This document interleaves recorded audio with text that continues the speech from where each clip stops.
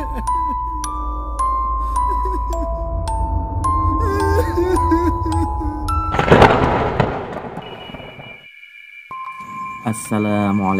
warahmatullahi wabarakatuh. Apa kabar Sobat Q sekalian? Semoga kita semua selalu tetap diberikan kesehatan, dilancarkan rezekinya, dijauhkan dari mara bahaya, dan selalu dimudahkan segala urusan-urusannya. Tak berlama-lama, langsung saja kita simak ceritanya.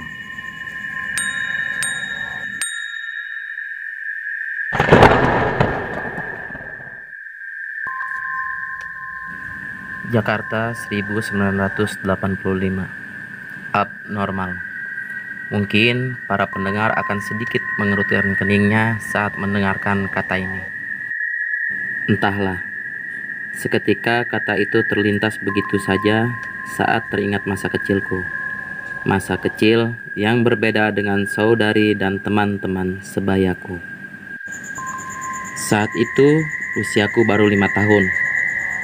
Kelucuan dan keluguan yang membuat orang-orang di sekitarku merasa gemas, kenakalan yang kadang membuat orang tuaku kesal, dan kejanggalan yang membuat semuanya merasa aneh. Ya, aneh, terutama untuk orang tuaku. Menurut mereka, di usia 5 tahun ini aku baru berhenti menyusu. Bukan susu formula atau susu kental manis bendera, tapi susu ibuku. Di usia ini pula, aku selalu dihantui mimpi yang selalu membuatku terbangun di tengah malam, yang tentunya membuat kedua orang tuaku merasa khawatir. Di hampir setiap malam, aku selalu bermimpi hal yang sama, di tempat yang sama, di waktu yang sama. Bahkan, kejadian menyeramkan itu selalu berulang. Seakan aku berada di dalam sebuah potongan film yang selalu direset ulang. Di dalam mimpiku itu, seakan aku berada di tanah lapang. Di malam hari yang gelap gulita, kemudian ku menatap ke arah langit. Perlahan memerah, seakan sedang terbakar. Tak berselang lama, ku melihat jatuhan meteor yang awalnya hanya sedikit, perlahan semakin banyak. Dari yang berukuran kecil sampai yang besar, menghantam deras ke bumi, menimbulkan ledakan dan getaran keras sampai menggoyahkan pijakanku. Bahkan aku merasa seperti terangkat dari pijakan. Sesaat kemudian, aku seperti berada di pedesaan yang warganya panik berlarian hilir mudik. Di tengah kepanikan itu, mereka berusaha menyelamatkan diri mereka masing-masing. Suami berlari tak peduli dengan istri pun tak mencari di mana suami. Orang tua yang tak ingat akan anaknya, dan si anak merengek entah apa lagi yang ditangisi. Jeritan takut terdengar dari segala penjuru. Lengking kesakitan menyayat sembilu. Hantaman meteor yang tak terhenti, badai angin membawa panas api. Disusul letusan gunung menggelegar memuntahkan isi perutnya. Kemudian satu persatu tercabut dari akarnya, berterbangan seperti bulu-bulu terbakar yang melayang.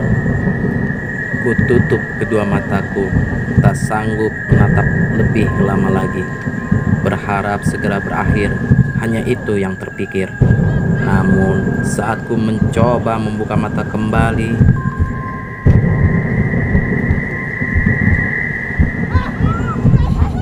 tak jauh berbeda, hanya saja kali ini aku berada di tengah kota. Dengan gedung bertingkat yang sudah porak-poranda, rumah-rumah yang sudah rata dengan tanah, jalan raya yang terbelah.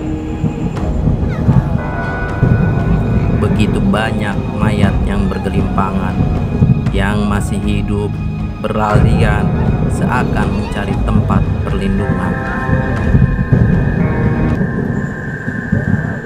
Tanpa mereka sadari, sudah tak ada lagi tempat bernaung diri.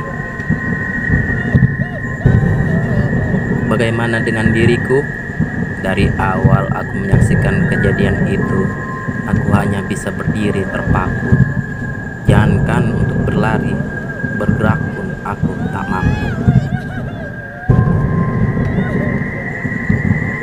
Yang bisa kulakukan hanyalah terus menyaksikan kejadian demi kejadian yang tentunya dengan diliputi rasa ketakutan. Beberapa saat kemudian terdengar laungan azan.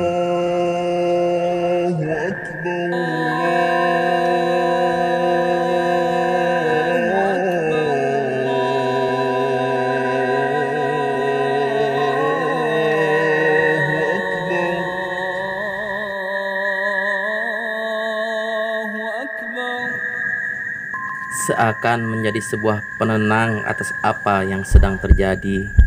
Perlahan pandanganku memudar, semakin gelap, gelap, dan gelap.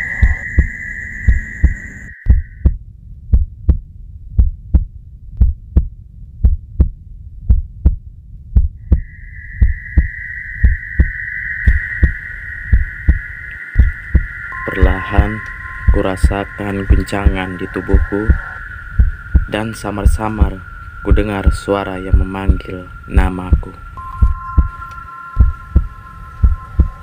Nak, Nana, bangun nak, kamu kenapa? Ujar suara itu. Terdengar nada cemas dan khawatir, namun aku masih belum mampu untuk membuka mata. Kembali suara itu terdengar. Nak, Nana, bangun nak.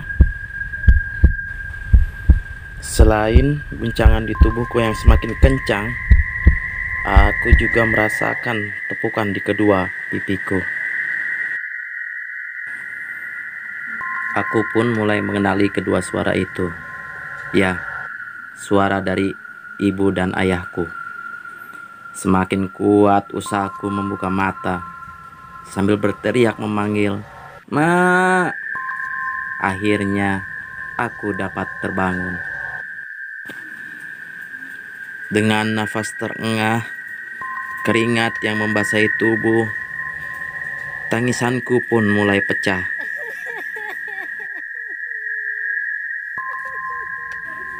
Kedua orang tuaku pun berusaha menenangkanku. Sudah. Ini diminum dulu, ujar ayahku seraya menyodorkan segelas air putih. Di sela tangisku yang mulai mereda, aku meminum air yang diberikan ayahku. "Aku takut, Bah," ujarku setelah meminum air itu. "Gak perlu takut, kamu kan cuma bermimpi," jawab ayahku. "Makanya berdoalah terlebih dahulu kalau mau tidur," ujar ibuku. "Kan sudah sering emak ajarin," tambahnya lagi. "Iya mak," jawabku yang sudah berhenti menangis. "Sudah, sekarang sebaiknya kamu lanjutkan lagi tidurmu," saran ayahku. "Jangan lupa berdoa dulu," imbuhnya lagi. Aku pun hanya mengangguk dan kembali berbaring untuk melanjutkan tidurku. Kemudian berdoa dengan dituntun oleh ibuku. Lalu aku mulai berusaha untuk tidur kembali.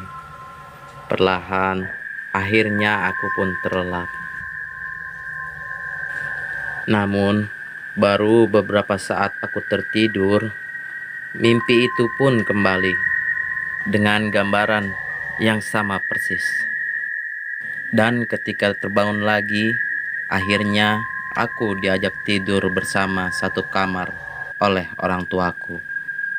Selesai sampai di situ? Tidak. Mimpi itu terus berulang di malam-malam berikutnya. Bahkan pernah berulang sampai 3 kali dalam semalam.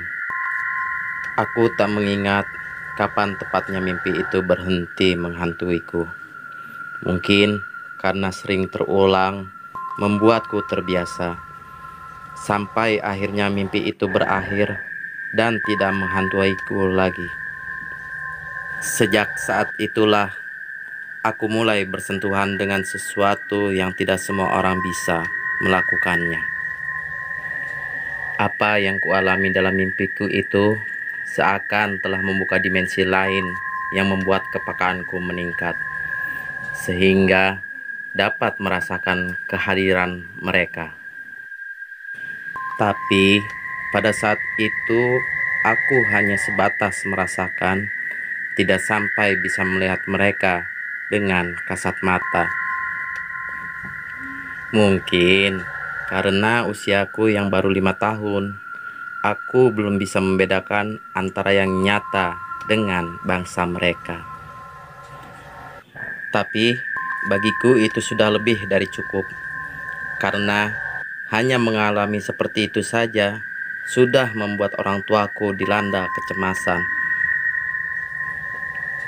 Dan cukup pula kisah saya kali ini. Insya Allah di lain kesempatan saya akan kembali membagikan kisah hidup saya ini. Semoga dapat bermanfaat bagi Anda, saya, dan kita semua. Dan semoga dalam masa pandemi ini kita juga selalu berada dalam perlindungannya.